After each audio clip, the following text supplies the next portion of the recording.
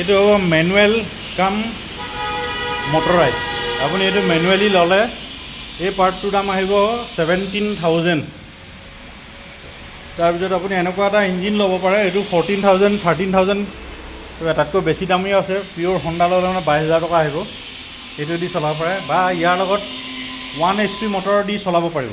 আৰু এনেকুৱা এখন টেবুল বনাই ল'ব, এইটো এটা উত্তম, এনেকৈও কাম কৰিব পাৰে। নেক্সট হৈছে এইটো হাফ HP মেচিন হয়, হাফ HP মটৰ ইলেক্ট্ৰিকত চলিব। ইয়াত ডাঙৰ গোটা কুঁহিয়া নোসোমাব, সৰু কোমল কুঁহিয়াবিলাক সোমাব, ডাঙৰ হ'লে ফালি দিব লাগিব। তাৰপিছত আহিলে আপোনাৰ এইটো 2 HP মটৰ আছে, এইটো ডাঙৰ, ইয়াৰ দাম আহিব 55,000। এইটো ইলেক্ট্ৰিকতহে চলিব খালি।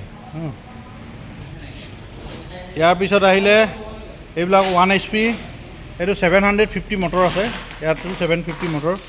এইটো আপোনাৰ EP 1000 যদি হয় হণ্ডা দিও চলাব পাৰিব, মটৰ লগতে আছে। এইটো ইলেক্ট্ৰিক হয়, এইটো মটৰ দি চলিব। 7.5 এইকেইটা মটৰ এইটো মটৰ লগতে আছেই।